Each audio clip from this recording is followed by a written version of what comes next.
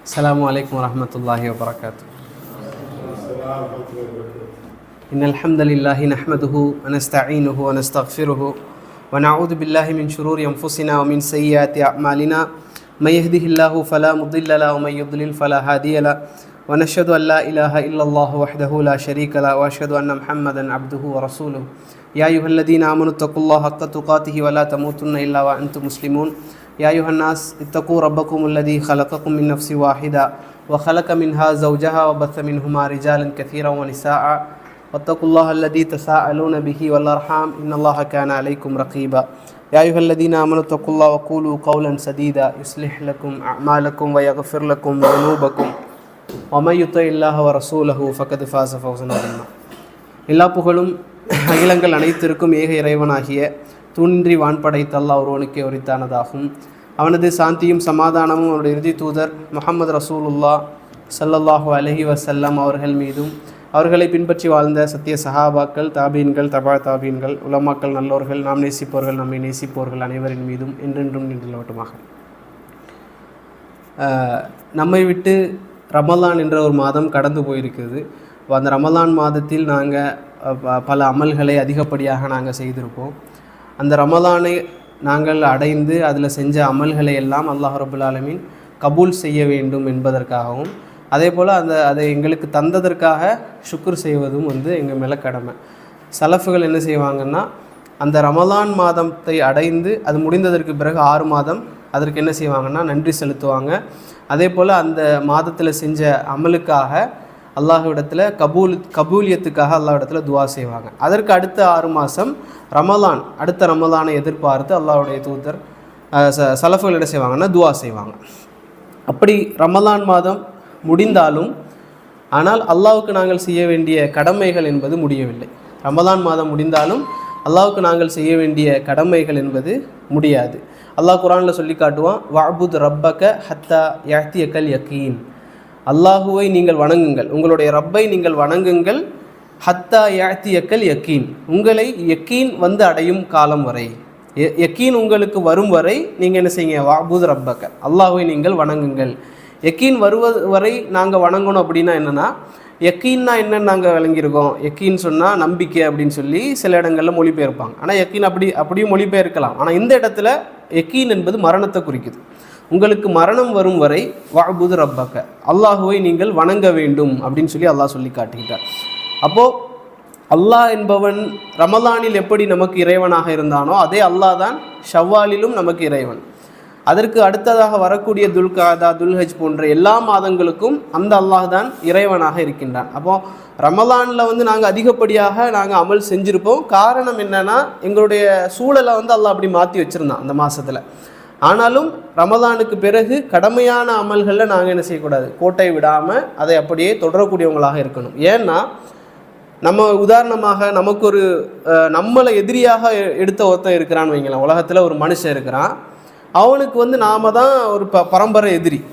எந்த நேரமும் நம்மளை தான் ஏதாவது செய்யணும், ஒரு சான்ஸ் கிடைச்சா கூட நம்மளை ஏதாவது செய்யணும்னு நினச்சிக்கிட்டு இருக்கிற ஒரு மனுஷன் இருக்கிறான்னு வைங்களேன்.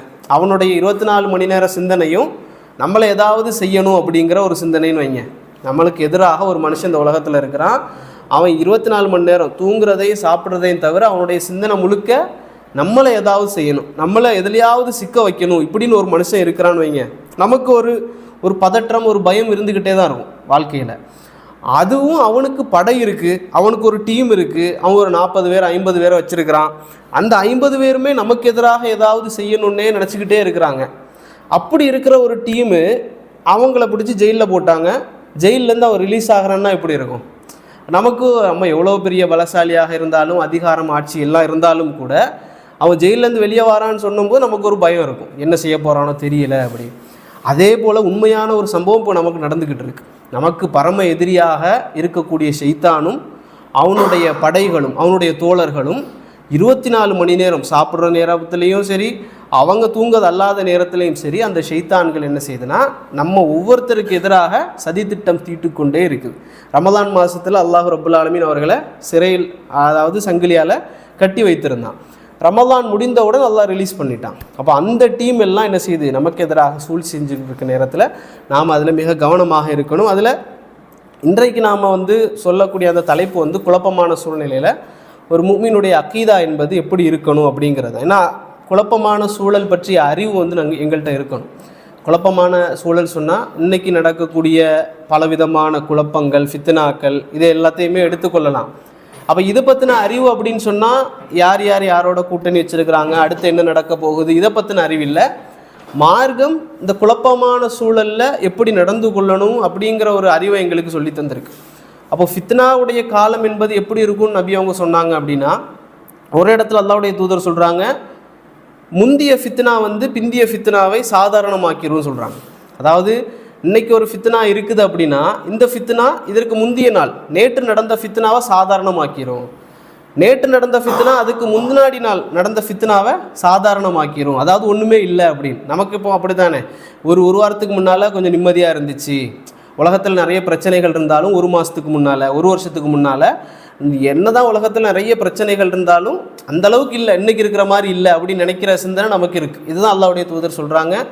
இப்போ இருக்கிற ட்ரெண்டிங்கில் இருக்கிற ஃபித்னா பழைய ஃபித்னாவை என்ன செஞ்சிரும், அவுடேட்டடான ஃபித்னாவை அது ஒரு பிரச்சனையே இல்லைங்கிற மாதிரி நினைக்க வைக்கும்னு ரசூலுல்லாஹ் சொல்கிறாங்க. இது எதை காட்டுது அப்படின்னா, நாளைக்கு வர இருக்கக்கூடிய ஃபித்னா இன்றைக்கி இருக்கக்கூடிய ஃபித்னாவை சாதாரணமாக்கிரும்.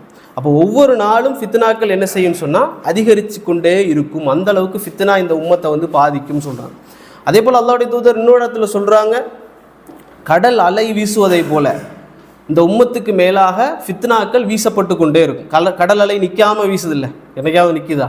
அப்போ அதே போல் வீசிக்கொண்டே இருக்கும் இந்த உம்மத்தின் மேலாக ஃபித்னாக்கள். அது ஒரு பெரிய ஹதீஸ். அல்லாஹ்வுடைய தூதர் அதுக்கப்புறம் சொல்கிறாங்க எப்படி அது மூமினுடைய உள்ளத்தை பாதிக்கும் அப்படின்னு சொல்லிடலாம். இன்னொரு இடத்துல அல்லாஹ்வுடைய தூதர் ஒரு நாள் வந்து சஹாபாக்களோடு இருந்து கொண்டிருக்கிறாங்க. ஒரு மலை உச்சியில் இருந்துட்டு சொல்கிறாங்க, நீங்கள் நான் பார்க்குறத நீங்கள் பார்க்குறீங்களான்னு கேட்குறாங்க. இல்லைன்னு சொல்கிறாங்க சஹாபாக்கள். அல்லாஹ்வுடைய தூதர் சொல்கிறாங்க, உங்களுடைய வீட்டு கூரைக்கு மேலே மழை பொழிஞ்சால் எப்படி பொழியும், அதே போல் இந்த உம்மத்தினுடைய ஒவ்வொரு வீட்டுக்கு உள்ளேயுமே வந்து என்ன செய்யுது, ஃபித்னாக்கள் கொட்டப்படுவதை நான் பார்க்குறேன் அப்படின்னு சொல்கிறாங்க. அப்போ மழை கொட்டுவதை போல் இந்த உம்மத்தின் மேலே ஃபித்னாக்கள் என்ன செய்யணும்னா கொட்டப்படும் சொல்லி ரசூலுல்லாஹி ஸல்லல்லாஹு அலைஹி வஸல்லம் சொல்கிறாங்க. இதெல்லாம் என்னென்னா முன்னறிவிப்புகள். இது அல்லாத நிறைய ஹதீஸுகள் இருக்குது. இறுதி நாள் வருவதற்கு முன்னால் நடக்கக்கூடிய சம்பவங்களை பற்றின நிறைய செய்திகள் வருது. நாங்கள் அந்த செய்திகள்லாம் எடுத்து என்ன செய்யக்கூடாது அப்படின்னா, இன்றைக்கி நடக்கக்கூடிய சம்பவங்களோட பொருத்திட்டு இருக்கக்கூடாது. ரசூல் ஸல்லல்லாஹு அலைஹி வஸல்லம் அவர்கள் நிறைய முன்னறிவிப்புகளை செஞ்சாங்க. இதெல்லாம் நடக்கும் மறுமை நாளுக்கு முன்பாக அப்படின்னு சொல்லி நிறைய சொன்னாங்க. அந்த ஹதீஸ்களெல்லாம் எடுத்து இது இதைத்தான் குறிக்குது, இது இந்த நாடை தான் குறிக்குது இப்படின்னு சொல்லி நாங்கள் அந்த ஹதீஸுகளை அந்த நாடுகளோடு இந்த சம்பவங்களோட பொருத்தக்கூடாது. ஏன்னா 1400 வருடமாக இப்படி தான் பொருத்திக்கிட்டு இருக்கிறாங்க. நபி அவர்கள் மரணித்ததற்கு பிறகு இருந்த சமுதாயம் தொட்டு ஒவ்வொரு ஃபித்னா நடக்கக்கூடிய நேரத்துலையும் அவங்க என்ன செய்வாங்க அப்படின்னா இந்த ஹதீஸ் இது தான் குறிக்குன்னு பொருத்திடுவாங்க. அப்படி பொருத்தி இப்போ ஒரு 1000 வருஷத்துக்கு முன்னால் வேற ஒரு செய்திக்கு பொருத்துனாங்க இந்த ஹதீஸுகளை. அதை இப்போ பொறுத்துறாங்க. இன்னொரு 200 வருஷத்துக்கு பிறகு வேற ஒரு சம்பவம் நடக்கும், இதை விட பெரிய ஒரு ஃபித்னா இருக்கும். அதுக்கு என்ன செய்வாங்கன்னா பொருத்துவாங்க. இது நாம் என்ன செய்யக்கூடாது, இப்படி பொருத்திக்கிட்டு இருக்கக்கூடாது. மறுமையிலானுடைய அடையாளங்கள் என்பது தெளிவாக தெரியும். நபி அவர்கள் சொன்னது இதுதான் அப்படிங்கிறது தெளிவாக தெரியும். தஜ்ஜால் என்பவன் இவன் தான் அப்படிங்கிறது தெளிவாக தெரியும். ஏன்னா இன்றைக்கி வந்து சில நாட்டுடைய அதிபர்களை வந்து ரஷ்யாவுடைய அதிபர் புத்தினை வந்து என்ன சொல்கிறாங்க, சில பேர் இவர் தான் துல்கர்னைன்னு சொல்கிறாங்க. துல்கர்னைன்னு ரசூல் ஸல்லல்லாஹு அலைஹி வஸல்லம் சொன்னாங்களே, யஜூஜ் மகஜூஜை அடைச்சி வச்சவர் இவர் தான் அப்படின்னு சொல்கிறாங்க. அதே போல் யஜூஜ் மகஜூஜ் என்பது வந்து இவங்க தான் அப்படின்னு சொல்லி கொஞ்சம் பேரை சொல்லுவாங்க. இப்படியெல்லாம் வந்து நாங்கள் என்ன செய்யக்கூடாதுன்னா பொருத்தக்கூடாது. இமாம் சொல்கிறாங்க, இந்த மஹதின்னு சொல்லி சொல்கிறாங்கல்ல, இந்த மஹதி என்பவர் உங்கள் வீட்டுக்கு முன்னால் நடந்து வந்து நான் தான் மஹதின்னு சொன்னால் கூட நீங்கள் என்ன செய்ய வேண்டாம், அவருக்கு பையத் செய்ய வேண்டாம் அப்படின்னு சொல்கிறாங்க.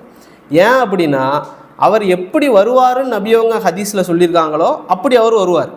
அப்படி வரக்கூடிய நேரத்தில் நீங்கள் அறிஞ்சு கொள்வீங்க அவர் தான் மஹதி என்பதை. அப்போ நீங்கள் என்ன செய்யுங்க, அவருக்கு பையத் செய்யுங்க அப்படின்னு சொல்லி நபி அவங்க சொன்னாங்க. இப்னு தைமியா ரஹிமஹுல்லாஹ் சொல்கிறாங்க. அப்போ நாங்கள் என்ன செய்யக்கூடாதுன்னா இன்றைக்கி நடக்கக்கூடிய ஃபித்னாக்களை போட்டு குழப்பி இது அதோடையா இருக்கலாமோ இதோடையா இருக்கலாமோன்னு குழம்ப வேண்டிய அவசியம் கிடையாது. இப்போ இதில் முதலாவதாக இன்னைக்குடைய தலைப்பில் வந்து ஒரே ஒரு இதை மட்டும்தான் எடுக்கணும்னு இருந்தேன். என்ன அப்படின்னா, நபிமார்கள் அனுப்பப்பட்டதுடைய நோக்கம் என்ன? இந்த உலகத்திற்கு நபிமார்கள் எல்லாம் அனுப்பப்பட்டான், அல்லாஹ் அனுப்பியிருக்கிறான். குர்ஆன் அல்லாஹ் ரப்புல் ஆலமீன் அனுப்பியிருக்கிறான். அதே போல் லா இலாஹ இல்லல்லாஹ் அப்படிங்கிற ஒரு கலிமா. இது எல்லாத்தினுடைய நோக்கம் என்ன, இதனுடைய அடிப்படை நோக்கம் என்ன? நபிமார்களா அல்லது நபி எடுத்துக்கொள்ளுங்க, ரசூல் ஸல்லல்லாஹு அலைஹி வஸல்லம் அவர்கள், அதற்கு முந்தைய நபிமார்கள், இவங்க எல்லாம் அனுப்பப்பட்டதுடைய நோக்கம் என்ன, அடிப்படை நோக்கம் என்ன சொல்லுங்களேன் யாராவது. தெரிஞ்சது அடிப்படை நபிமார்கள் அனுப்பப்பட்டதனுடைய நோக்கம், உலகத்துக்கு நபிமாங்க எதுக்கு தான் வந்தாங்க அப்படிங்கிறது.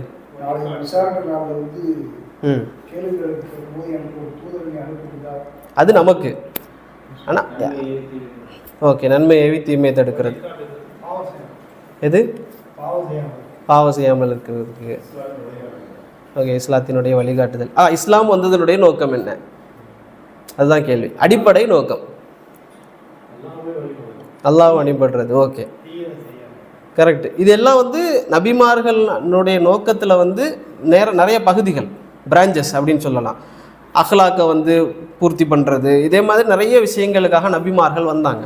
ஆனால் அடிப்படை இதுதான் பேசிக், இதுக்காகத்தான் ஃபஸ்ட்டு வந்தாங்க, இதைத்தான் ஃபஸ்ட்டு செய்யணும் அப்படிங்கிற ஒரு நோக்கம் இருக்குது நபிமார்களுக்கும் சரி குர்ஆனுக்கும் சரி. அதுதான் என்னென்னா நோக்கம், தௌஹீதை நிலைநாட்டுறது.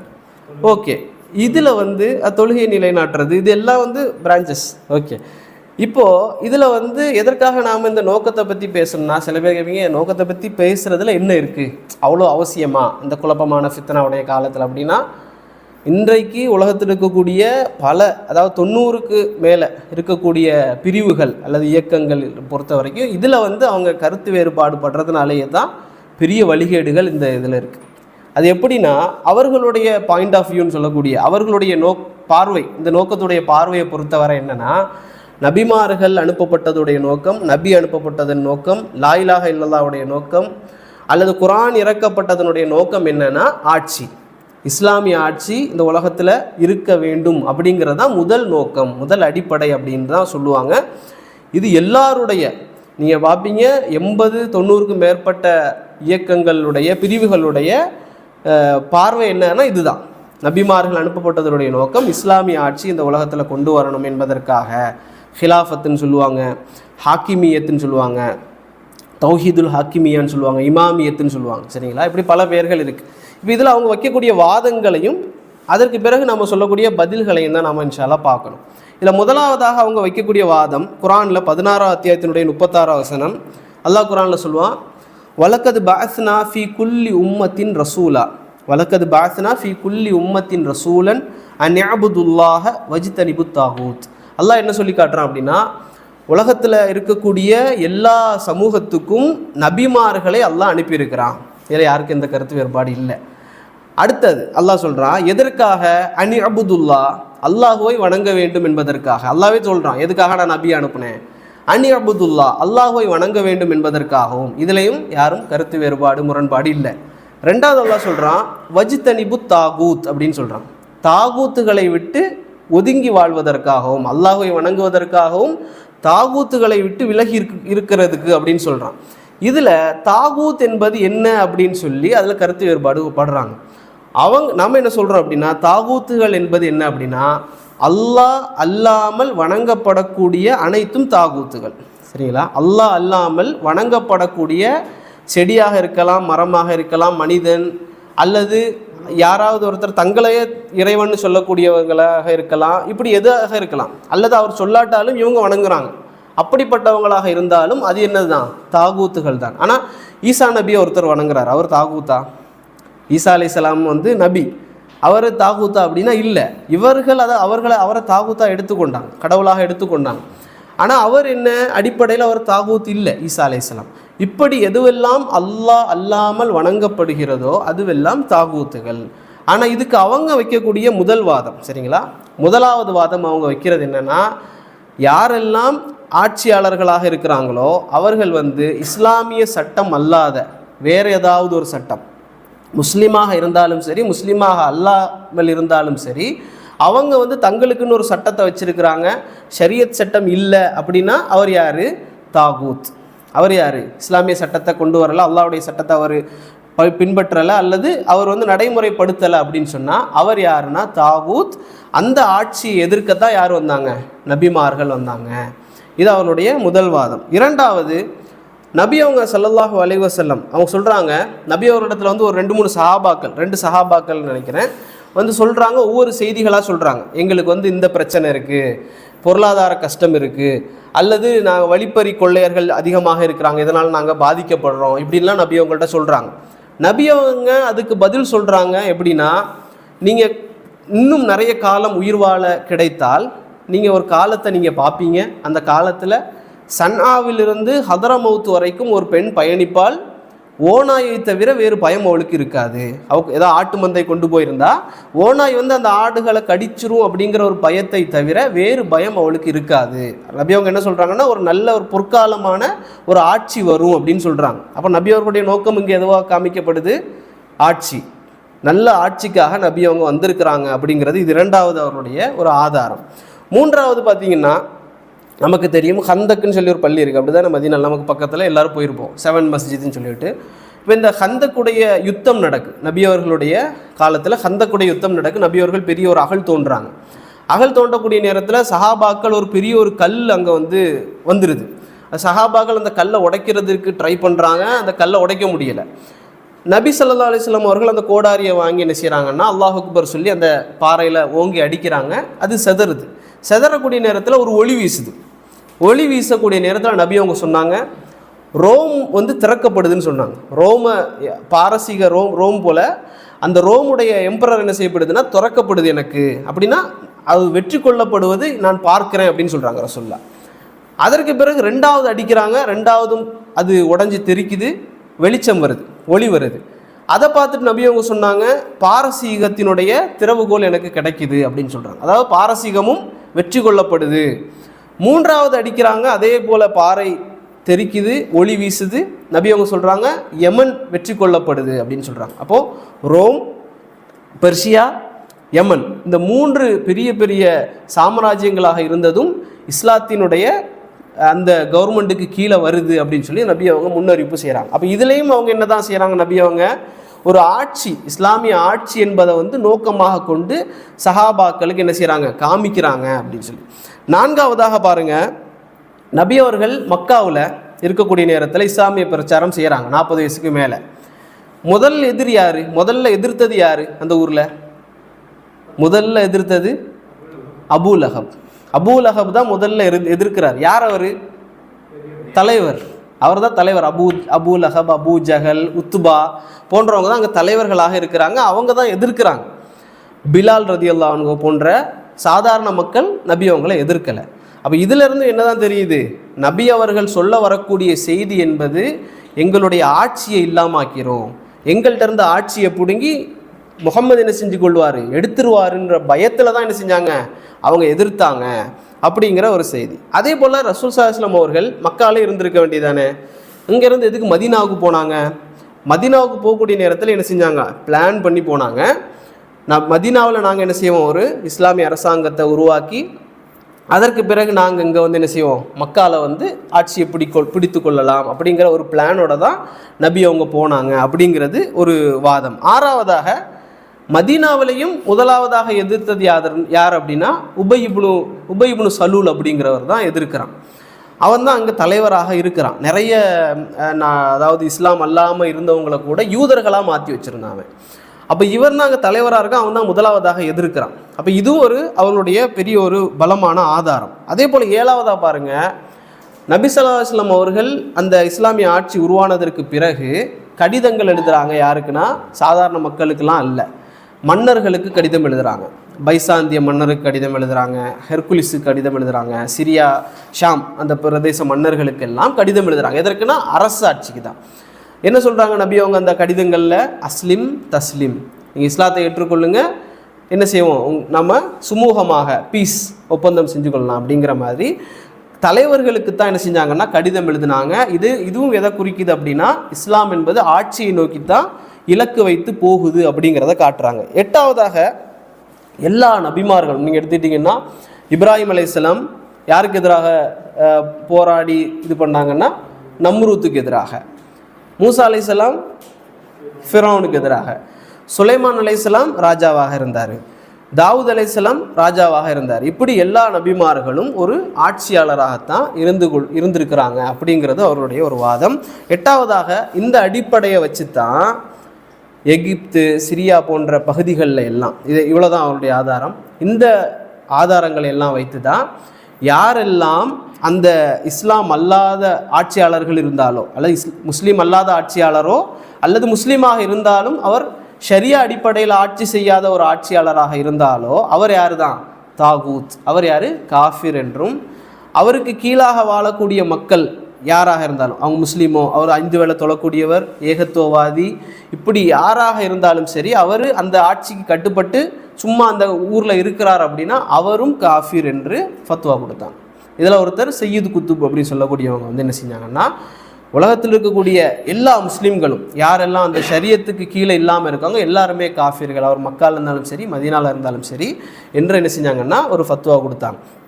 இதன் அடிப்படையில் தான் நிறைய இடங்களில் எகிப்து, சிரியா போன்ற இடங்கள்ல எல்லாம் என்ன செஞ்சாங்க, முஸ்லீம்களை கொல்லக்கூடிய ஒரு நிலைமை வந்துச்சு. ஏன்னா இந்த முஸ்லீம்கள் எல்லாரும் யாராக கருதப்பட்டாங்கன்னா காஃபிர்களாக கருதப்பட்டாங்க. ஏன்?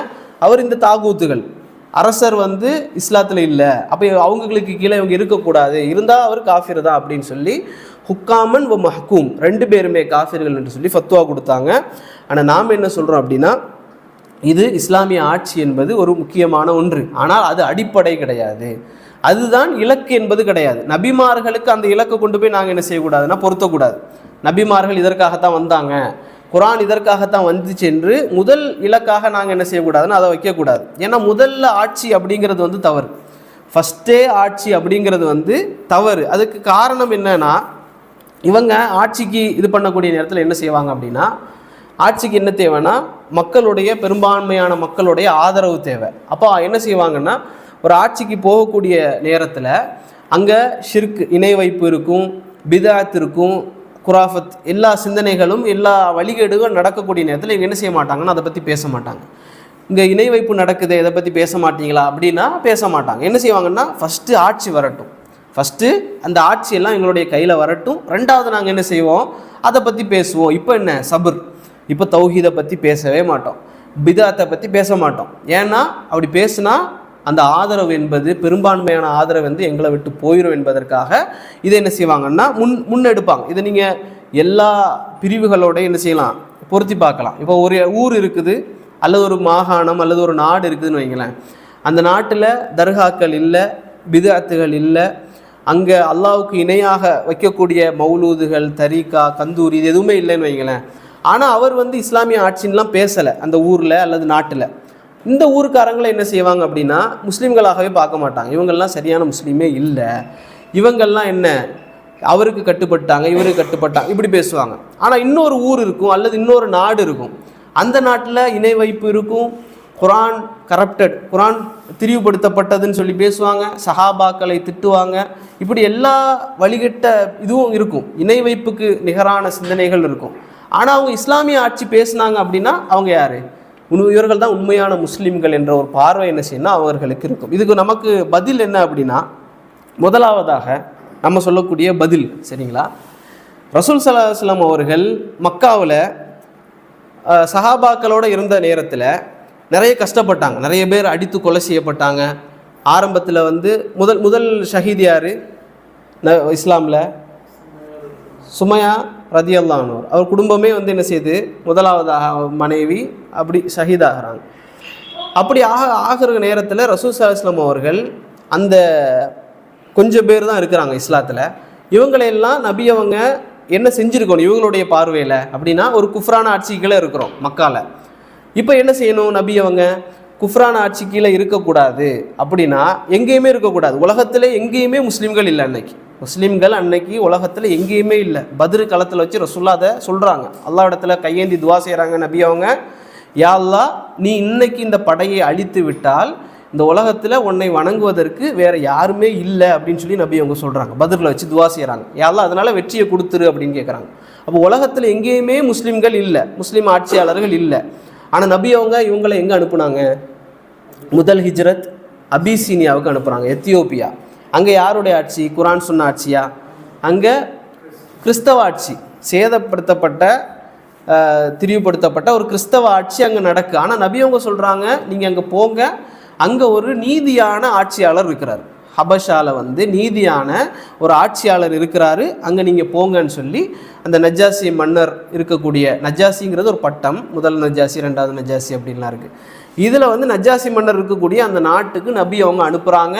அங்கே யார் இல்லை, முஸ்லீம் ஆட்சி இல்லை. அதுக்கு கீழே நபி அவங்க ஒரு படையை அனுப்புகிறாங்க, ஒரு முஸ்லீமுடைய கூட்டத்தை அங்கே அனுப்புகிறாங்க. அப்படின்னா என்ன காரணம் இங்கே சொல்லப்படுதுன்னா, ஏகத்துவம் என்ன செய்யப்படணும், ஒவ்வொருத்தருடைய ஏகத்துவம் பாதுகாக்கப்படணும்.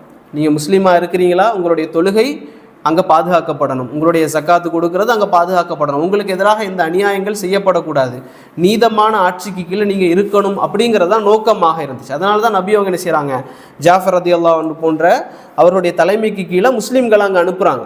ஈவன் ரெண்டாவது ஆதாரம், அங்கே போய் இறங்கினதுக்கு பிறகு அந்த நஜாஷி மன்னர் என்ன செய்கிறாருன்னா கூப்பிட்டு கேட்குறாரு, நீங்கள் வந்து எதற்காக வந்திருக்கிறீங்க, நீங்கள் அவங்களுடைய மதத்தையும் ஏற்றுக்க மாட்டேன்றீங்க, எங்களுடைய மதத்தை ஏற்றுக்க மாட்டேங்கிறீங்க, நீங்கள் என்ன மதத்தை சொல்கிறீங்க அப்படின்னு சொல்லி இவர் என்ன செய்கிறாருன்னா கேட்குறார், நஜ்ஜாசி மன்னர் கேட்குறார், கிறிஸ்தவ மன்னர்.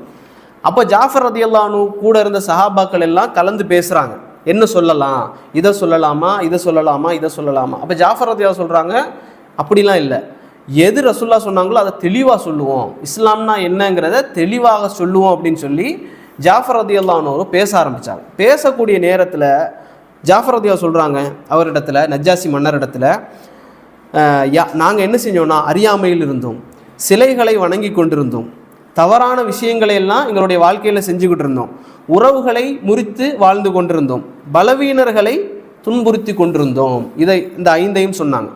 அதற்கு பிறகு அல்லாஹ் எங்களுக்கு இறை தூதரை கொண்டு எங்களுக்கு வழிகாட்டினான், நபியை அனுப்பி எங்களுக்கு வழிகாட்டினான். அவர் எங்களுக்கு எதெல்லாம் சொல்லித்தந்தார் அப்படின்னு சொன்னால், அல்லாஹ் ஒருவனை மட்டும் வணங்க வேண்டும் என்றும், உண்மையை பேச வேண்டும் என்றும், நம்பிக்கையாக ஒப்படைக்கப்பட்ட அமானிதங்களை பாதுகாக்க வேண்டும் என்றும், உறவுகளை ஒட்டி வாழ வேண்டும் என்றும், கெட்ட விஷயங்களை விட்டு தவிர்த்திருக்குமாறும் அவர் எங்களுக்கு உபதேசிக்கின்றார் அப்படின்னு சொல்லி அதை முடிக்கிறாங்க. இப்போது இதில் ஹிலாஃபத்து தான் முக்கியம்னு இருந்திருந்தா ஜாஃபர் ரலியல்லாஹு அன்ஹு அவர்கள் அந்த இடத்துல எதை சொல்லியிருக்கணும், அதில் இஸ்லாமிய ஆட்சி என்பது கொண்டு வரப்பட வேண்டும் என்பதை ஜாஃபர் ரலியல்லாஹு அவர்கள் அங்கே சொல்லியிருக்கணும். ஆனால் ஜாஃபர் ரலியல்லாஹு அதெல்லாம் சொல்லலை. இஸ்லாமில் என்னெல்லாம் இருக்குதோ அதையெல்லாம் ஜாஃபர் ரலியல்லாஹு சொன்னாங்க. அதற்கு பிறகு அவர் கேட்டார், அது பெரிய கதை அப்படி தானே, அவங்க வந்து எங்கள் ஈசாவை பற்றி என்ன நினைக்கிறீங்கன்னு கேட்டார். அப்போ அதுக்கு மரியம்லேருந்து சூறாவை ஜாஃபர் ரலியல்லாஹு ஓதி காட்டுறாங்க. ஓதி காட்டினதுக்கு பிறகு அவர் என்ன செய்கிறாரு, இந்த ஊரில் நீங்கள் நிம்மதியாக வாழுங்க, உங்களை யாரும் தொந்தரவு பண்ண மாட்டாங்க. அப்போ அந்த இடத்துல இந்த முஸ்லீம் சமூகம் நிம்மதியாக வாழ்ந்துச்சு, நபி அவர்களுக்கு கேள்விப்படக்கூடிய காலம் வரை. அதுக்கு பிறகு நீங்கள் பாருங்கள், அந்த இன்னொரு நஜ்ஜாசி அவரா அல்லது அதுக்கு அடுத்தது வந்த நஜ்ஜாசியான்னு தெரியல, அவர் மரணித்து அங்கே தொழு வைக்கிறதுக்கு ஆள் இல்லை.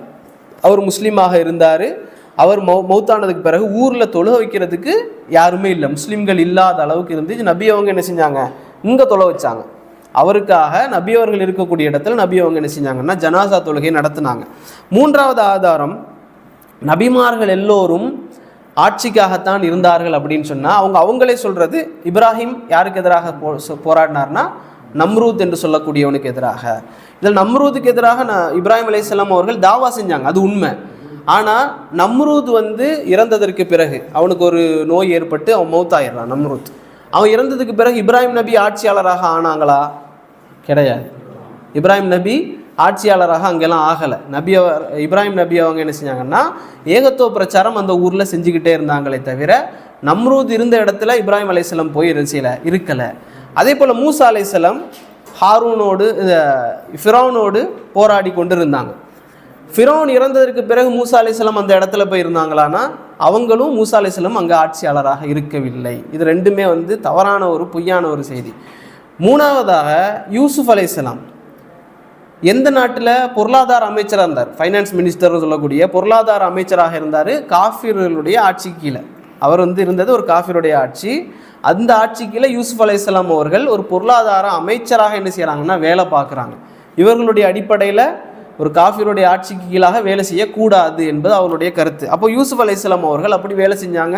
இன்னும் எல்லா நபிமார்களும் என்ன செஞ்சாங்கன்னா தாவூத் அலைஹிஸ்ஸலாம், சுலைமான் அலைஹிஸ்ஸலாம் போன்ற கொஞ்சம் நபிமார்கள் அரசர்களாக இருந்தார்களே தவிர எல்லா நபிமார்களும் அரசர்களாக இல்லை அப்படிங்கிறது தான் உண்மை. நாலாவதாக மதீனாவுக்கு நபி அவங்க பிளான் பண்ணி தான் போனாங்க அப்படிங்கிறது பொய். ஏன்னா ரசூல் ஸல்லல்லாஹு அலைஹி வஸல்லம் அவர்கள் இருக்கக்கூடிய நேரத்தில் மதீனாவிலேருந்து அவங்க தான் வந்தாங்க. அந்த மதீனாவில் இருக்கக்கூடிய அவுஸ் ஹஸ்ரஜ் போன்ற 2 குழுக்கள் தான் வந்து நபி அவரிடத்தில் என்ன சொன்னாங்கன்னா ஒரு ஒப்பந்தம் செஞ்சாங்க, நீங்கள் எங்களுடைய ஊரில் இருக்கக்கூடிய பிரச்சனைகளை எல்லாம் தீர்த்து வச்சிருங்க, நாங்கள் என்ன செய்கிறோம், இஸ்லாத்தை பின்பற்றுறோம் என்று சொல்லி அவர்கள் வந்து கோரிக்கை வைக்கக்கூடிய நேரத்தில் தான் நபி அவர்கள் என்ன செஞ்சாங்க, முதலாவதாக முஸாப் இப்னு உமைர் தான் அனுப்புகிறாங்க. மதீனாவுக்கு முஸாப் இப்னு உமைர் ரலியல்லாஹு அன்ஹு அவர்களை அனுப்பி தாவாவை தான் செய்ய சொல்கிறாங்க. அதுலேயும் நபி அவங்க என்ன செய்யலை, நீங்கள் வந்து முஸாபே நீங்கள் போய் அங்கே இஸ்லாமிய ஆட்சியை கொண்டு வாங்கன்னு சொல்லலை. முஸாபே நீங்கள் போங்க, அல்லாஹ்வை பற்றி சொல்லுங்கள், அவங்க அதை ஏற்றுக்கொண்டாங்கன்னா தொழுகைக்கு அவங்கள ஏவுங்க, தொழுகையை அவங்க நிலைநாட்டினாங்கன்னா ஜக்காத்து கொடுக்க நீங்கள் சொல்லுங்கள் அப்படின்னு சொல்லி நபி அவங்க வரிசையாக முஸாப் என்னெல்லாம் செய்யணும்னு சொல்லி அனுப்புனாங்க. அதுக்கு பிறகு முஸாப் ரலியல்லாஹு அன்ஹு அவர்கள் மதீனா முழுக்க எல்லா வீடுகளுக்கும் இஸ்லாத்தை கொண்டு போய் சேர்த்ததற்கு பிறகு அங்கே இருக்கிற முஸாப் ரலியல்லாஹு அன்ஹு செஞ்சாங்கன்னா, நபியை நீங்கள் வாங்க, உங்களுக்கு இங்கே ஒரு ஆட்சி தயாராக இருக்குது அப்படின்னு சொன்னதற்கு பிறகு தான் நபி அவங்க என்ன செஞ்சாங்கன்னா மதீனாவுக்கு போனாங்களே தவிர மதீனாவை இலக்காக வச்சு அரசாட்சி அமைக்கிறதுக்கு அது பெரிய ஊரே கிடையாது. மதீனா அன்னைக்கு வந்து யாருக்குமே தெரியாத ஒரு ஊர். மக்கா தான் சிட்டி, மக்கா தான் சிட்டியை தவிர மதீனா வந்து விவசாய பூமி. அது வந்து எஸ்ரிப், அது மதீனாவே கிடையாது, எஸ்ரிப்னு சொல்லுவாங்க. அங்கேருந்து சஹாபாக்கள் மதீனாவுக்கு போன நேரத்தில் கூட எல்லாருக்கும் தொற்று நோய். சஹாபாக்கள் சொல்லுவாங்க, எங்களை ஒரு தொற்று நோய் கிராமத்தில் கொண்டு தள்ளி விட்ட இந்த குறைஷிகளை வந்து அல்லாஹ் வந்து தண்டனை கொடுக்கட்டும். குறைஷிகள் அங்கேருந்து எங்களை விரட்டி மதீனாவுக்கு அனுப்பிட்டாங்க, இங்கே ஃபுல்லாக தொற்று நோயாக இருக்குது, இதுக்கு அல்லாஹ் அவர்களுக்கு தண்டனை கொடுக்கட்டும் சொல்லி சஹாபாக்கள்லாம் அழுவாங்க. சில சஹாபாக்கள்லாம் மௌத்துடைய கட்டத்துக்கு வரைக்கும் போனாங்க. அந்த அளவுக்கு நோய் உள்ள ஒரு பிரதேசம் தான் என்னென்னா மதீனாவுடைய பிரதேசம் எஸ்ரிப். அதுக்கு பிறகு தான் பேர் வந்துச்சு மதீனத்துன் நபி, மதீனத்துன் நபி. அதுக்கு பிறகு அந்த பள்ளிவாசல் வந்ததுக்கு பிறகு மஸ்ஜிதுன் நபவி என்பதெல்லாம் அதுக்கு பிறகு வந்த பேர். அதாவது மதீனா முனவராங்கிறது வந்து புதுசாக வந்த பேர். மதீனத்துன் நபி அப்படிங்கிறது தான் அந்த ஊருடைய பெயராக பிறகு மாற்றப்படுது. அதுக்கு பிறகு அல்லாஹ்வுடைய தூதர் துவா செய்கிறாங்க, யா அல்லாஹ் எப்படி மக்காவை எங்களுக்கு புனிதமாக்குனே அதே போல் மதீனாவை எங்களுக்கு புனிதமாக்கு, மக்காவை எப்படி எங்களுக்கு விருப்பத்துக்குரியதாக மாற்றினியோ அதை விட அதிகமாக மதீனாவை எங்களுக்கு விருப்பத்துக்குரியதாக ஆக்கு, இங்கே இருக்கக்கூடிய இந்த நோய்கள்லாம் இருக்குல்ல இதையெல்லாம் அப்படியே என்ன செஞ்சிரு, ராபிக் போன்ற இடங்களுக்கு வந்து என்ன செஞ்சிரு, தள்ளிருன்னு சொல்லி ரசூல் ஸல்லல்லாஹு அலைஹி வஸல்லம் அவர்கள் துவா செஞ்சதற்கு பிறகு தான் மதீனா என்ன செய்யப்படுதுன்னா ஒரு சிறப்பான ஒரு பூமியாக மாறுது. அப்போ நபி அவர்கள் ஏம் பண்ணி என்ன செய்யலை, மதீனாவுக்கு போகலை, அங்கே போனதுக்கு பிறகு நபி அவங்க திட்டம் செஞ்சு அந்த ஆட்சியை வந்து கொண்டு வந்தாங்க அப்படிங்கிறது உண்மை. ஐந்தாவதாக நபி அவங்க வந்து ஒரு இடத்துல சொல்கிறாங்க, அஹ்லாக்குகளை முழுமைப்படுத்துறதற்காகத்தான் நான் அனுப்பப்பட்டிருக்கிறேன் அப்படின்றாங்க. அஹ்லாக்கை முழுமைப்படுத்துவதற்காகத்தான் நான் அனுப்பப்பட்டிருக்கிறேன் அப்படின்றாங்க. அப்போ இது எதுக்கு சொல்கிறேன் அப்படின்னா, இப்படியும் நபி அவங்க சொல்லியிருக்கிறாங்க, அஹ்லாக்கை நிறைவுபடுத்துவதற்காக முழுமைப்படுத்துவதற்காகத்தான் நான் அனுப்பப்பட்டிருக்கேன் அப்படின்னு சொன்னால் இந்த ஒரு செய்தியை மட்டும் வச்சுக்கிட்டு ஒருத்தர் இப்படி சொல்லலாமா, நபி அவங்க தௌஹீதுக்கெலாம் அனுப்பப்படலை, அஹ்லாக்குக்கு மட்டும்தான் அனுப்பப்பட்டிருக்காங்கன்னு சொல்ல முடியுமா? சொல்ல முடியாது. இதற்காகவும் தான் நபி அவர்கள் அனுப்பப்பட்டிருக்கிறாங்க, தௌஹீதுக்காகவும் தான் அனுப்பப்பட்டிருக்கிறாங்க, ஊருக்கு வந்து அமைதி நிலவ வேண்டும் என்பதற்காகவும் தான் நபி அவர்கள் அனுப்பப்பட்டிருக்காங்க. இப்படி பல நோக்கங்கள் இருந்தாலும் அடிப்படை நோக்கம் எது அப்படின்னா ஏகத்துவம். தௌஹீது வந்து ஒரு மனிதனுக்கு போய் சேரணும், அவன் இந்த உலகத்தில் நிம்மதியாக எந்தவித பிரச்சனையும் இல்லாமல் வாழணும் அப்படிங்கிறது தான். ஏழாவதாக பாருங்கள், எந்த ஒரு மனிதனாக இருந்தாலும் அவன் வந்து இந்த உலகத்தில் ஒரு நோக்கத்தோட ஒரு லட்சியத்தோடு வாரான் அப்படின்னா அவன் மரணிக்கக்கூடிய நேரத்தில் வந்து அதை பற்றி பேசுவான். அப்படி நபி அவர்கள் வந்து பேசக்கூடிய நேரத்தில், மரணிக்கக்கூடிய அந்த நேரத்தில் வந்து நபி அவர்களுடைய காலத்தில் எத்தனை ஹரம் இருந்துச்சுன்னா 3 ஹரம் இருக்குது, அப்படி தானே? மக்கா, மதீனா, மஸ்ஜிதுல் அக்ஸா இருக்குது. இதில் நபி அவர்கள் உயிரோடு இருக்கக்கூடிய காலம் தொட்டு மரணிக்கக்கூடிய காலம் வரை எத்தனை ஹரம்கள் முஸ்லீம்களுடைய கையில் இருந்துச்சுன்னா 2 தான் இருந்துச்சு, மக்காவும் மதீனாவும் தான் இருந்துச்சு. மஸ்ஜிதுல் அக்ஸா முஸ்லீம்களுடைய கையில் இல்லை. ரசூல் ஸல்லல்லாஹு அலைஹி வஸல்லம் அவர்கள் இறுதி நபி, அவர் வந்து இஸ்லாமிய ஆட்சிக்காகத்தான் வந்திருக்கணும் அப்படின்னு சொன்னால் 3 ஹரமும் முஸ்லீம்களுடைய கையில் இருக்கணும்.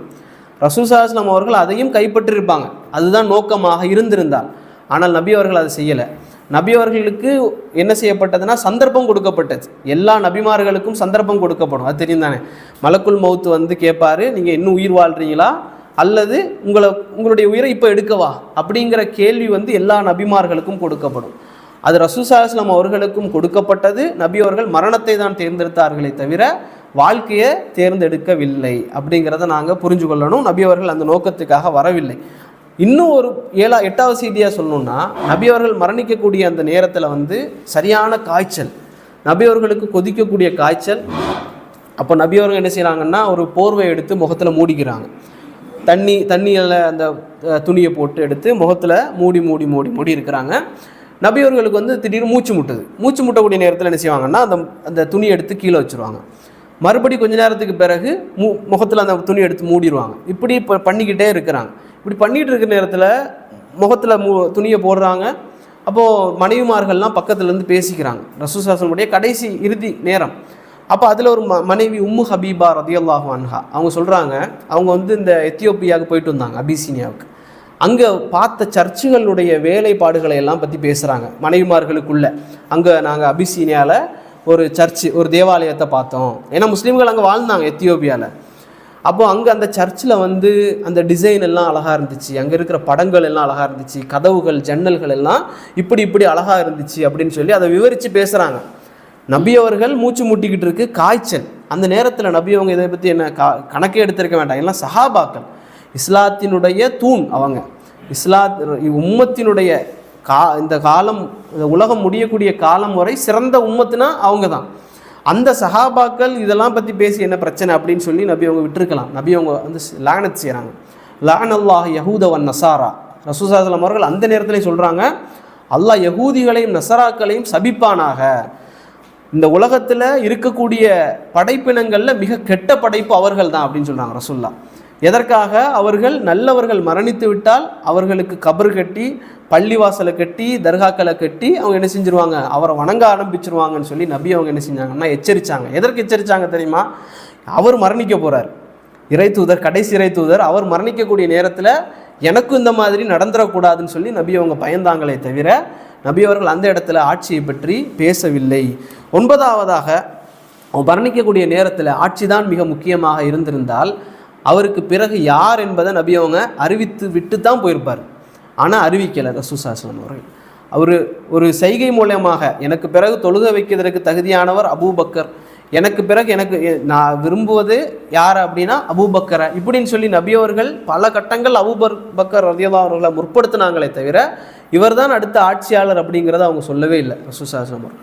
அந்த இடத்துல இஸ்லாமிய சமூகம் இருக்குது, அவர்களுடைய கட்டமைப்பு ப்ராப்பராக இருக்குது, இஸ்லாமியர்கள் அப்படியே எந்த விதமான பிரச்சனையும் இல்லாமல் வாழ்வாங்க, அதில் நல்லவரை யாரையாவது தேர்ந்தெடுத்து கொள்வார்கள் என்ற ஒரு நம்பிக்கையோட ரசூலுல்லாஹி ஸல்லல்லாஹு அலைஹி வஸல்லம் அவர்கள் என்ன செஞ்சாங்கன்னா இந்த உலகத்தை விட்டு பிரிந்தார்கள். 10வதாக அவங்க சொன்னாங்க, அபூ லஹப் மக்காவில் முதலாக எதிர்த்தது அபூ லஹப். எதற்காக எதிர்த்தான் அப்படின்னா, அடுத்த ஆட்சி நம்மளை எல்லாம் விட்டுட்டு முகமது ஆட்சி எடுத்துருவார்னு பயந்து தான் எதிர்த்தாங்க அப்படின்னு சொல்லி சொன்னாங்க. ஆனால் உண்மை அப்படியா அப்படின்னா இல்லை. ரசூலுல்லாஹி ஸல்லல்லாஹு அலைஹி வஸல்லம் அவர்கள் இந்த பிரச்சாரத்தை செய்யக்கூடிய நேரத்தில் உத்துபா, அபூ லஹப் போன்ற அவங்கெல்லாம் ரசூலுல்லாஹி ஸல்லல்லாஹு அலைஹி வஸல்லமுடைய அந்த இவர் இருக்கிற அபு தாலிப் அவர்கிட்ட போய் என்ன கேட்டாங்க, ரசூலுல்லாஹி ஸல்லல்லாஹு அலைஹி வஸல்லம் அவர்கள் அந்த வீட்டுக்குள்ளே இருக்கக்கூடிய நேரத்தில் அவங்க போய் கேட்டாங்க, உங்கள் மகன் இருக்கிறாரே இவருக்கு ஆட்சி வேணுமா, கொடுக்கறதற்கு தயாராக இருக்கிறோன்னா. அபூ லஹப் அதையெல்லாம் பயப்படலை. அபூ லஹப் கொடுப்பதற்கு தயார், உத்துபா கொடுப்பதற்கு தயார். அவன் இந்த ஊருடைய ஆட்சி வேணுமா, மக்காவுடைய ஆட்சியாளராக முஹம்மது இருக்க வேண்டுமா, கொடுப்பதற்கு தயார். அவருக்கு சொத்துகள் வேணுமா, எங்களுடைய எல்லா சொத்துக்களையும் திரட்டி கொடுப்பதற்கு தயார். அவருக்கு ஏதாவது பெண்கள் வேண்டுமா, இங்கே இருக்கக்கூடிய அழகான குறைஷி பெண்களை திருமணம் முடித்து வைப்பதற்கு தயார். 4வதாக அவருக்கு ஏதாவது மனநலம் பாதிக்கப்பட்டிருக்குன்னா நல்ல டாக்டரை, உலகத்தில் இருக்கக்கூடிய சிறந்த டாக்டரை கொண்டு வந்து மருத்துவம் பார்ப்பதற்கும் தயார்னு சொல்லி சொன்னாங்க. அபூ லஹப் என்ன செய்யலை, கேட்டிருந்தா ஆட்சியை கொடுத்துருப்பார்.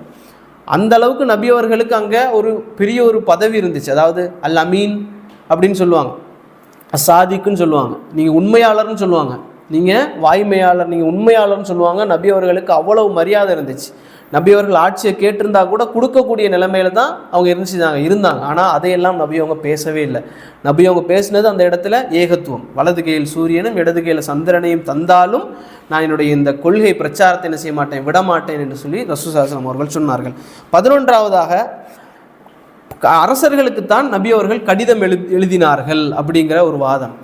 ஆனால் இதில் நீங்கள் பாருங்கள், ஒரு இஸ்லாமிய ஒரு அரசாங்கம் இருக்குதுன்னு வைங்களேன், அது ஒரு நாட்டுக்கு போகுது, இந்த சைடு இஸ்லாமிய அரசாங்கம் இருக்குது, அது இஸ்லாமிய படை இருக்குது. அவங்க என்ன செய்கிறாங்கன்னா ஒரு இஸ்லாம் அல்லாத ஒரு பகுதிக்கு போகிறாங்க. போய் நிற்கக்கூடிய நேரத்தில் என்ன செய்வாங்கன்னா அந்த அவங்களோட ஒப்பந்தம் பண்ணுவாங்க. என்னென்னா, முதலாவதாக நீங்கள் சண்டை போடுறன்னு ஆசைப்பட்டீங்கன்னா நாங்கள் சண்டை போடுறதுக்கு தயார், அல்லது நீங்கள் இஸ்லாத்தை ஏற்றுக்கிறீங்களா, ரெண்டாவது கட்டம், நீங்கள் இஸ்லாத்தை ஏற்றுக்கிறீங்களா, ஏற்றுக்கொள்ளுங்க, அல்லது சண்டை போடணுமா, சண்டைக்கு தயார். மூன்றாவதாக ஒப்பந்தம் அப்படிங்கிறது இஸ்லாமில் இருக்குது. இஸ்லாமிய ஆட்சி அடிப்படையில் ஒப்பந்தம் அப்படிங்கிறது இருக்குது. ஜிஸ்யா வரி அப்படிங்கிறது இருக்குது. ஜிஸ்யானா தெரியும் தானே, டேக்ஸ். ஜிஸ்யா வரி கட்டணும் அப்படிங்கிறது இருக்குது. இதுக்கு நீங்கள் ஒத்துக்கிறீங்களா? இந்த ரெண்டு மட்டும் இல்லை, இஸ்லாமா அல்லது சண்டையா, இது மட்டும் இல்லை இஸ்லாம். மூணாவது ஒன்று இருக்குது, அது என்னென்னா, நீங்கள் ஒப்பந்தம் பண்ணிக்கோங்க எங்களோட. ஒப்பந்தம்னா எப்படிப்பட்ட ஒப்பந்தம் தெரியுமா? அந்த இஸ்லாம் அல்லாத அந்த நாடு வந்து அப்படியே இருக்கும், அதில் உள்ள அரசர் அப்படியே இருப்பார். காஃபிரா இருக்கிறாரா, அவர் காஃபிராவே இருப்பார். அங்கே அந்த ஊரில் இருக்கக்கூடிய காஃபிரான மக்கள் எல்லாருமே காஃபிராகத்தான் இருப்பாங்க. சிலைகள் வணங்கக்கூடியவங்களாக இருந்தால் அவங்க அப்படியே தான் இருப்பாங்க. அவங்க முஸ்லீம் ஆகணுன்ற அவசியமே கிடையாது. கிறிஸ்தவர்களாக இருக்கிறாங்களா, அவங்க கிறிஸ்தவங்களாகவே இருப்பாங்க. அவங்களும் மாறணுங்கிற அவசியமே கிடையாது. அந்த நாட்டுக்கு, குஃபர் இருக்கக்கூடிய அந்த நாட்டுக்கு இஸ்லாம் என்ன செய்யணும்னா பாதுகாப்பு அளிக்கும். இஸ்லாமிய அரசாங்கம் அந்த நாட்டுக்கு பாதுகாப்பு அளிக்கும். அந்த நாடை வேற யாராவது தாக்க வந்தாங்கன்னா இஸ்லாமிய அரசாங்கம் அதுக்கு எதிராக போராடும். அந்த அளவுக்கு இஸ்லாம் என்ன செய்யுது அப்படின்னு சொன்னால், ஒரு குஃப்ரான ஒரு ஆட்சி இருந்தாலும், அதில் குஃப்ரான காஃபிரான மக்கள் இருந்தாலும் அவர்களை கொலை செய்ய ஒரு நாளும் சொல்லலை. இஸ்லாம் வாளால் பரப்பப்பட்டது என்பது பொய்யான வாதம். அப்படி இருந்திருந்தால் ஜிஸ்யா வரி எதுக்கு? ஜிஸ்யா வரி என்பது அவர்கள் காஃபிராக இருக்கலாம், ஆனால் டேக்ஸ் கட்டினா போதும். டேக்ஸ் என்பது அவங்க சொல்லுவாங்க, டேக்ஸ் வந்து எதுக்கு இப்படி, டேக்ஸே ஒரு அநியாயம் அப்படின்னு. ஆனால் அதை விட பெரிய அநியாயம் அங்கே முஸ்லீமுக்கு நடந்துட்டு இருக்குது தானே. 2.5%. அவர் வந்து எவ்வளோ சம்பாதிக்கிறாரோ, கோடி கோடியாக சம்பாதிச்சா அதில் 2.5% எடுத்து அவர் என்ன செய்யணும், முஸ்லீம் இஸ்லாமிய கவர்மெண்ட்டுக்கு கொடுத்துக்கிட்டே இருக்கணும். ஆனால் காஃபிர்களுக்கு அந்த 2.5% கிடையாது. அது ஒரு எத்தனையோ எனக்கு மறந்துருச்சு, .something திர்ஹம் ஒரு வருஷத்துக்கு. அவ்வளோ கொடுத்தாலே போதும். அவங்க கோடி கணக்கில் சம்பாதிச்சாலும் சரி, அந்த கணக்கை கொடுத்தா போதும். 2.5% அல்லது 1% அவர்களுக்கு கிடையாது. அந்த டேக்ஸ் எதற்காக எடுக்கிறாங்க அப்படின்னா, அது முஸ்லீம் சமூகம் அந்த ஊரை பாதுகாக்குது அப்படிங்கிறதுக்காக தான் அந்த டேக்ஸ் எடுக்கப்படுது. அந்த அளவுக்கு இஸ்லாம் என்ன செய்யுது அப்படின்னு சொன்னால், ஒரு மனிதனை என்ன செய்யலை, நிர்பந்தப்படுத்தவில்லை அப்படிங்கிறதை நாங்கள் தெரிஞ்சுக்கொள்ளணும். 12வதாக ரசூல் ஸல்லல்லாஹு அலைஹி வஸல்லம் அவர்கள் ஒரு நாள் உட்கார்ந்து இருக்கிறாங்க சஹாபாக்களோட. ஜிப்ரீல் அலைஹிஸ்ஸலாம் வர்றாங்க, வந்து நபி அவர்களோட பக்கத்தில் உட்கார்றாங்க. எந்த அளவுக்குன்னா, முட்டோட முட்டு ஒட்டி, தொடையோட தொடை ஒட்டி ஜிப்ரீல் அலைஹிஸ்ஸலாம் அவங்க வந்து உட்கார்ந்துடுறாங்க மனித உருவத்தில். சஹாபாக்கள்லாம் இருக்கிறாங்க. அப்போ ரசூல் ஸல்லல்லாஹு அலைஹி வஸல்லம் அவர்கள்ட்ட ஜிப்ரீல் அலைஹிஸ்ஸலாம் கேட்குறாங்க, இஸ்லாம்னா என்னன்னு சொல்லுங்க அப்படின்னு. ரசூல் ஸல்லல்லாஹு அலைஹி வஸல்லம் சொல்கிறாங்க லிஸ்ட்டு. அதுக்கு பிறகு ஈமான்னா என்னன்னு சொல்லுங்க. அப்போ நபி அவங்க அதனுடைய லிஸ்ட் எல்லாம் சொல்கிறாங்க. இஹ்சான்னா என்னன்னு சொல்லுங்க அப்படின்னு கேட்குறாங்க. இந்த மூணுமே வந்து அடிப்படை, இஸ்லாம், ஈமான், இஹ்சான். இதை எல்லாத்தையுமே நபி அவங்க அப்படியே ஒப்புவிக்கிறாங்க. இப்போ இதையெல்லாம் கேட்டுட்டு ஜிப்ரீல் அலைஹிஸ்ஸலாம் சொல்கிறாங்க, உண்மையை சொன்னீங்க அப்படின்னு சொல்லி அவங்க கிளம்பிட்டாங்க. ரசூல்லா கேட்குறாங்க சஹாபாக்கள்கிட்ட, வந்தார்ல அவர் யார் தெரியுமா? சஹாபாக்களுக்கெல்லாம் கோவம். எப்படி ஒரு மனிதர் நபிகிட்ட வந்து கேள்வி கேட்டு நபி பதில் சொன்னதை இது சரிதான்னு சொல்லிட்டு போகிற அளவுக்கு யார் இவர் அப்படிங்கிற ஒரு கோவம் வந்து சஹாபாக்களுக்கு இருக்குது. நபி அவங்க சொன்னாங்க, வந்தவர் ஜிப்ரீல், உங்களுக்கு உங்களுடைய மார்க்கத்தை சொல்லுவதற்காக அவர் வந்தார் அப்படின்னு. உங்களுடைய தீனை பற்றி உங்களுக்கு கற்றுத்தருவதற்காக ஜிப்ரீல் வந்திருக்கிறாரு அப்படின்னு சொல்லி நபி அவங்க சொன்னாங்க. இந்த ஜிப்ரீல் அலைஹிஸ்ஸலாம் ரசூல் ஸல்லல்லாஹு அலைஹி வஸல்லம் நடந்த அந்த கன்வர்சேஷன் இருக்குல்ல, இதை நீங்கள் எடுத்து பாருங்கள். இதில் ஒரு இடத்துல கூட அரசாட்சியை பற்றியோ ஆட்சி அதிகாரத்தை பற்றியோ ஜிப்ரீல் அலைஹிஸ்ஸலாம் ரசூல் ஸல்லல்லாஹு அலைஹி வஸல்லம் அவர்கள் பேசவே கிடையாது. இதில் முழுக்க முழுக்க தௌஹீதினுடைய வகைகள், அந்த ஈமானுடைய தூண்கள், இஹ்சானுடைய தூண்கள், ஈமானுடைய தூண்களை பற்றி நபி அவங்க என்ன செய்வாங்கன்னா பட்டியலிட்டிருப்பாங்க. அதனால தான் இப்னு தைமியா ரஹிமஹுல்லாஹ் சொல்லுவாங்க, இந்த இமாமியத் அப்படிங்கிற அந்த கொள்கை இருக்குது இல்லை, இந்த ஆட்சி தான் அடிப்படை என்ற கொள்கை வந்து இஸ்லாத்தினுடைய தூண்கள்லையும் கிடையாது, ஈமானினுடைய 6 தூண்கள்லையும் கிடையாது, இஹ்சானுடைய தூண்கள்லையும் கிடையாது அப்படின்னு சொல்லி இப்னு தைமியா ரஹிமஹுல்லாஹ் சொல்லுவாங்க. நான் இது வந்து இப்னு தைமியா அப்படின்னு சொன்னால் அவர் யார்? அஹ்லு சுன்னாவோட உள்ளவர். அவரை பற்றிலாம் நீங்கள் சொல்லக்கூடாது அப்படின்னா, யூசுஃப் அல் கர்தாவின்னு ஒருத்தங்க இருக்கிறாங்க. உங்களுக்கு தெரியும், யூசுஃப் அல் கர்தாவின்னு ஒருத்தங்க இருக்கிறாங்க. இந்த சையத் குத்துப்னு ஒருத்தங்க சொன்னேன்ல, சையத் குத்துப் வந்து என்ன சொன்னார் அப்படின்னா, உலகத்தில் இருக்கக்கூடிய எல்லா, அதாவது சட்டம் இயற்றக்கூடியவர்களும் அதுக்கு கீழே வாழக்கூடிய முஸ்லீம்களும் யார் தான்? காஃபிர்னு சொல்லி சொன்னார்ல, அதே அணியில் வந்தவங்க தான் யூசுஃப் அல் கர்தாவி அப்படிங்கிறவங்க. இவங்க என்ன சொல்கிறாங்க அப்படின்னா, தங்களுடைய புக்கில் சொல்கிறாங்க, இந்த இடத்துல சையத் குத்துப் தவற விட்டுட்டாரு, அவர் அப்படி சொன்னது வந்து என்னது தவறு அப்படின்னு சொல்லி யூசுஃப் அல் கர்தாவி சொல்லிட்டு சொல்கிறாரு. இந்த அரசியல் ஹிலாஃபத் என்பது இஸ்லாத்தினுடைய அடிப்படை இல்லை, இதில் எங்களுக்கு எந்த சந்தேகமும் இல்லை என்று யூசுஃப் அல் கர்தாவி சொல்கிறாங்க. ஏன் இல்லைன்னு சொல்கிறார் அப்படின்னா, அவர் சொல்கிறாரு, இது வந்து கொள்கை சார்ந்த விஷயம் அல்ல, ஆட்சி என்பது கொள்கை சார்ந்த விஷயம் அல்ல, அது அமல் சார்ந்த விஷயம், அது வந்து நடைமுறைப்படுத்தக்கூடிய விஷயம், கொள்கை சார்ந்த விஷயம் கிடையாது, அதனால் இது வந்து அடிப்படையான ஒரு தூண் கிடையாது என்று சொல்லி யூசுப் அல் கர்தாவி அவங்க சொல்கிறாங்க. அப்போ ஒட்டுமொத்த அஹ்லு சுன்னாவுடைய இஜ்மான்னா நம்ம சொன்னோம், ஒட்டுமொத்த முஸ்லீம் சமூகத்தில் இருக்கக்கூடிய அறிஞர்களும் ஒரே கருத்தில் இருக்கிறாங்க. இஸ்லாமிய ஆட்சி என்பது ரசூல் ஸல்லல்லாஹு அலைஹி வஸல்லம் அவர்கள் அனுப்பப்பட்டதனுடைய நோக்கத்தினுடைய அடிப்படை கிடையாது அப்படிங்கிறதுல வந்து அஹ்லு சுன்னாவுடைய ஒட்டுமொத்த அறிஞர்களும் ஒருமித்த கருத்தில் இருக்காங்க, இஜ்மால இருக்கிறாங்க. ஷியாக்கள் தான் எந்த கருத்தில் இருக்கிறாங்கன்னா, இஸ்லாம் என்பது என்னதான் ஆட்சி தான் அப்படிங்கிறதுல ஷியாக்களுடைய கருத்து தான் என்னன்னா இந்த இஸ்லாமிய ஆட்சி அப்படிங்கிற கருத்து. ஏன்னா அவர்களை பொறுத்த வரைக்கும் 12 இமாம்கள் தான் என்ன செய்யணும், இந்த உலகத்தை ஆட்சி செய்யணும். 12வது இமாம் வராமல் போயிட்டார், 11ஓட முடிஞ்சிருச்சு, 12வது இமாம் வராமல் போயிட்டார். அதுக்கு என்ன சொன்னாங்கன்னா, அவர் தான் மஹதி, அவர் வர இருக்கிறாரு, அவர் ஒரு குகையில் ஒளிஞ்சிருக்கிறாரு, அவர் வருவார் அப்படின்னு சொல்லி என்ன செஞ்சாங்கன்னா அந்த கொள்கையை சொன்னாங்க. இப்போ இதில் வந்து நாங்கள் வந்து என்ன செய்யணும்னா தெளிவாக இருக்கணும். இஸ்லாமிய ஆட்சியை தக்க வைப்பதற்காக வந்து அவங்க வந்து சொல்லக்கூடிய வாதங்கள் தான் இது. அவர்களை பொறுத்த வரைக்கும் இணை வைப்பு, பிதஅத், இந்த குராஃபத்துகள் இதெல்லாம் என்ன செய்யல, அவர்களுக்கு பிரச்சனை கிடையாது. இஸ்லாமிய ஆட்சி தான் அவர்களுக்கு என்ன கண்டிப்பாக தேவை என்ற ஒரு அக்கீதால இருந்தாங்க. இப்போ அபூபக்கர் ரலியல்லாஹு எடுத்துக்கொள்ளுங்க, ரசூலுல்லாஹி ஸல்லல்லாஹு அலைஹி வஸல்லம் மரணத்தோட அபூபக்கர் ரலியல்லாஹு ஆட்சிக்கு வர்றாங்க. ஆட்சிக்கு வந்த உடனே அங்கே வந்து முஸ்லீம்கள் இருக்கிறாங்க, அபூபக்கர் தலைவராக இருக்கிறாரு. அப்போது இஸ்லாமிய சமூகத்தில் வந்து ஒரு கூட்டம் என்ன செய்யுதுன்னா வெளியே போகுது. அப்படியே என்ன சொல்லி வெளியே போகுதுன்னா, ஜக்காத்து கொடுக்க மாட்டோம்னு சொல்லுது. நாங்கள் வந்து அல்லாஹ்வை ஏற்றுக்கொள்கிறோம், அல்லாஹ்வுடைய தூதரை ஏற்றுக்கொள்கிறோம், நீங்கள் தான் ஹிலாஃபாவுடைய தலைவர் கலீஃபான்னு ஏற்றுக்கொள்கிறோம், ஆனால் என்ன செய்ய மாட்டோம், ஜக்காத்து கொடுக்க மாட்டோம் அப்படின்னு சொல்கிறார். இப்போ அபூபக்கர் என்ன செஞ்சுருக்கலாம், இது ஒரு பிரச்சனை இல்லை, இதை பார்த்துக்கலான்னு விடலை. அபூபக்கர் என்ன செய்யறோம்னா, அவருக்கு எதிராக நாங்கள் என்ன செய்வோம், போர் தொடுப்போம்னு சொன்னாங்க. அபூபக்கர் தலைவராக இருக்கார், கலீஃபாவாக இருக்கிறார். அவர் சொல்கிறாரு, இது சின்ன பிரச்சனை இல்லை, ஏன்னா இது அக்கீதாவோடு சம்மந்தப்பட்டது. எதுவெல்லாம் நேரடியாக இஸ்லாமிய அடிப்படையோடு சம்மந்தப்படுதோ, அக்கீதாவோட சம்மந்தப்படுதோ அதையெல்லாம் நபி தோழர்கள் என்ன செஞ்சாங்கன்னா எதிர்த்தாங்க. அதே போல தான் அபூபக்கருடைய காலத்தில் பொய் நபிமார்கள் தோன்றினாங்க. நான் தான் இறை தூதர், நான் தான் கடைசி இறை தூதர் சொல்லி நிறைய பேர் தோன்றினாங்க. அவருக்கு எதிராகவும் அபூபக்கர் என்ன செஞ்சார்னா, நான் போர் செய்வேன் அப்படின்னு சொன்னார். போர் செஞ்சார் அபூபக்கர் ரலியல்லாஹு. அப்போ நாம் இதில் கவனிக்க வேண்டியது என்னென்னா, இஸ்லாம் வந்து எதை சொல்லுது, நபிமார்கள் எதற்காக வந்தாங்க, குர்ஆன் எதற்காக வந்தது அப்படின்னு சொன்னால், ஏகத்துவம் ஒவ்வொரு மனிதனுடைய உள்ளத்திலையும் இருக்கணும், யாருக்கும் அதை திணிக்கவும் கூடாது. லா இக்ரா ஃபித்தீன், இந்த மார்க்கம் என்பது யாரின் மேலேயும் கட்டாய கடமை கிடையாது. இவர் ஏற்றுத்தான் ஆகணும்னு சொல்லி யாரையும் நிர்பந்தப்படுத்தாது. ஆனால் யாரெல்லாம் அதை ஏற்றுக்கொண்டிருக்கிறாங்களோ அவங்க வந்து நிம்மதியாக இருக்கணும், நீதமான ஆட்சிக்கு கீழாக இருக்கணும், அவங்களுடைய தொழுகை, அவர்களுடைய நோன்பு இதற்கெல்லாம் எந்த விதமான இடையூறு இல்லாமல் இருக்கணும் அப்படிங்கிறதான் இஸ்லாத்தினுடைய நோக்கமாக இருந்துச்சு. இதுதான் எல்லா நபிமார்களுடைய நோக்கம். மூசா அலைஹிஸ்ஸலாம் அவருங்க ஃபிரௌன்ட்ட இருந்து மக்களை கூட்டி கொண்டு இன்னொரு இடத்துக்கு போனாங்கன்னா எதற்காகனா, நாங்கள் நிம்மதியாக எங்களுடைய மார்க்கத்தை பின்பற்றணும் அப்படிங்கிறதுக்காக. நபி அவங்க மக்காலிருந்து அங்கே மதீனாவுக்கு போனாங்கன்னா எதற்காக, நாங்கள் நிம்மதியாக எங்களுடைய மார்க்கத்தை பின்பற்றணும். மக்காலிருந்து போகிறதே திட்டமிட்டு இல்லை.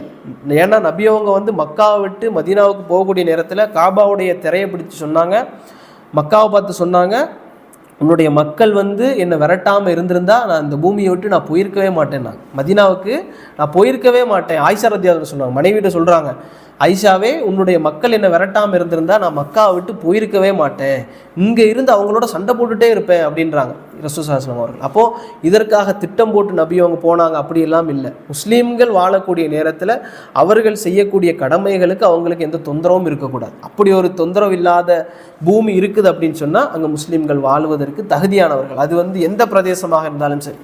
காஃபிர்களுடைய ஆட்சிக்கு கீழாக ஒரு மனிதனுக்கு 5 வேளை தொழுக, நோன்பு நோற்பதற்கு, ஜக்காத்து கொடுப்பதற்கு, அவனுடைய மார்க்கத்தை பின்பற்றுவதற்கு எல்லா விதமான ஏற்பாடுகளும் இருக்குன்னு சொன்னால் அங்கே ஒரு முஸ்லீம் வாழ்வதற்கு என்ன தகுதியானவன். அதில் அவனுக்கு எந்த பிரச்சனையும் இல்லை, அது அவனுடைய ஈமான் என்ன செய்யாது, பாதிக்காது. ஆனால் சில சட்டங்கள் இருக்கும், என்ன செய்யும்னா முஸ்லீம்களுடைய அதாவது சட்டங்களை வந்து பாதிக்கும். தொழுக விடாமல் பண்ணுறது அல்லது நோன்பு வைக்க விடாமல் பண்ணுறது, இப்படியெல்லாம் இருக்கக்கூடிய நேரத்தில் அதற்கு எதிராக என்ன செய்யக்கூடாதுன்னா, ஒரு முஸ்லீம் வந்து போர்க்கொடியை தூக்கிட்டு போகக்கூடாது. அவன் என்ன செய்வான் அப்படின்னா அவனுக்கு எந்த ஊர் நல்ல ஊராக இருக்குதோ அந்த ஊருக்கு அவன் என்ன செய்வான், பிரயாணிப்பான், துவா செய்வான், யா அல்லாஹ் எங்களுடைய ஊரை வந்து என்ன செய், நல்ல ஊராக மாத்திரு, இந்த ஊர் வாழக்கூடிய ஊரை வந்து அமைதியான ஊராக, எங்களுடைய மார்க்கத்துக்கு எந்த விதமான பிரச்சனையும் இல்லாத ஊராக மாத்திருன்னு சொல்லி அதற்காக அவன் என்ன செய்வான், துவா செய்து கொண்டிருப்பான், அதற்காக பிரார்த்தனை செய்வான். அது அவனுக்கு கொடுக்கக்கூடிய கூலின்னு அல்லாஹ் சொல்கிறான். பாருங்க 24 அத்தியாயத்தினுடைய 55 வசனத்தில் அல்லாஹ் சொல்கிறான், யார் ஈமான் கொண்டு நற்செயல்கள் செய்து, யார் ஈமான் கொண்டு நற்செயல்கள் செய்து இருக்கின்றார்களோ அவர்களுக்கு அல்லாஹ் என்ன செய்வான்னா இந்த பூமியினுடைய ஆட்சியை வழங்குவான். அல்லாஹ் ஒரு கூலியாக சொல்கிறான் இஸ்லாமிய ஆட்சியை. எப்படி? யார் ஈமான் கொண்டு நற்செயல்கள் செய்கிறார்களோ அவர்களுக்கு இந்த பூமியினுடைய ஆட்சியை அல்லாஹ் வழங்குவான், அவர்களுக்கு அமைதி அளிப்பான். அதற்கு பிறகு அவங்க என்ன செய்வாங்க அப்படின்னா அல்லாஹுக்கு இணை வைக்காமல் அவனையே வணங்குவார்கள். அல்லாஹ் சொல்கிறான், அவர்கள் ஈமான் கொண்டு நற்செயல்கள் செய்யக்கூடிய நேரத்தில் அல்லாஹ் என்ன செய்வான்னா அவர்களுக்கு கூலியாக அவர்களுக்கு ஆட்சியை வழங்குவான், அமைதியையும் வழங்குவான் அந்த ஊரில். அதுக்கு பிறகு அவர்கள் என்ன செய்வாங்கன்னா எனக்கு இணை வைக்காமல் அவங்க என்ன மட்டும்தான் வணங்குவாங்க. அப்போ அல்லாஹ்வே இந்த இடத்துல என்ன சொல்கிறான்னா மிக முக்கியமான அடிப்படை நோக்கம் என்னென்னா அல்லாஹ்வை மட்டும் வணங்குறதும் அவனுக்கு இணை வைக்காமல் இருப்பதும் அப்படிங்கிறத வந்து அல்லாஹ் ரப்பல் ஆலமீன் குர்ஆனில் வந்து 24 அத்தியாயத்தினுடைய 55 வசனத்தில் நமக்கு சொல்லி காட்டுறான். அப்போது இது வந்து ஒரு தலைப்பு தான். சரியா? குர்ஆன் எதற்காக அருளப்பட்டது, நபிமார்கள் நபி எதற்காக இந்த உலகத்திற்கு அனுப்பப்பட்டாங்க, அதே போல் லா இலாஹ இல்லல்லாஹ் என்பதனுடைய நோக்கம் என்ன அப்படிங்கிறதுக்கு கீழாகத்தான் இந்த இது வருது. இதே போல் நிறைய ஃபித்னாக்கள் இருக்குது. ஆனால் இது மிக முக்கியமான ஒரு ஃபித்னா. சரிங்களா? இது நிறைய பேருக்கு தெரிஞ்சிருக்கும், இந்த வாதங்கள் வைக்கிறது வந்து. ஆனால் நிறைய பேருக்கு தெரிஞ்சிருக்காது. ஆனால் இனி வரக்கூடிய காலங்களில் வந்து இது வந்து என்ன செய்யலாம், எல்லோருக்கும் போய் சேரலாம். சில நேரங்களில் நாம் ரசூலுல்லாஹி ஸல்லல்லாஹு அலைஹி வஸல்லம் சொல்கிறாங்க, அது இந்த குழப்பமான சூழல் பற்றிய செய்தியை சொல்லும்போது இந்த ஃபித்னாக்கள் வந்து வீசிக்கிட்டே இருக்கும், இதனுடைய நத்தீஜா, இதனுடைய அவுட்கம் என்ன தெரியுமா அப்படின்னு சொல்லி நபி அவங்க சொல்கிறாங்க, காலையில் ஒரு மனிதன் முக்மீனாக இருப்பான், மாலையில் காஃபிராகி விடுவான். மாலையில் ஒரு மனிதன் முக்மீனாக இருப்பான், காலையில் காஃபிராகி விடுவான். சுப்ஹானல்லாஹ். ரசூலுல்லாஹ் சொல்கிறாங்க காலையில், அதாவது 24 ஹவர்ஸ் கூட ரசூலுல்லாஹ் சொல்லலை, காலை டு காலை கூட இல்லை, காலையில் இருப்பான், 12 ஹவர்ஸ்லாம் என்ன செஞ்சிருவான், காஃபிர் ஆகிடுவான். எப்படி ஆகிறான்? அல்லாஹுவை நம்பிய ஒரு முஸ்லீம், அல்லாஹ்வுடைய தூதரை நம்பிய ஒரு முஸ்லீம் 12 ஹவர்ஸில் அவன் காஃபிர் ஆகிறான்னா சின்ன சின்ன விஷயங்கள் என்ன செஞ்சிடும் அப்படின்னா அவனை மாற்றிடும், திசை திருப்பிடும்.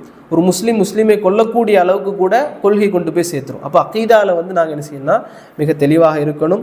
அல்லாஹ் ரப்பல் ஆலமீன் தெளிவான அக்கீதாவில் இருக்கக்கூடிய அதை புரிந்து கொள்ளக்கூடிய மக்களாக நம்ம அனைவரையும் ஆக்கிடுவானாக. ஹாதா மா இந்தி வல இல்மு இல்லல்லாஹ் வக்கூலு கௌலி ஹாதா வஸ்தக்ஃபிருல்லாஹி வலக்கும். அஸ்ஸலாமு அலைக்கும் வரஹ்மத்துல்லாஹி வபரகாத்துஹு.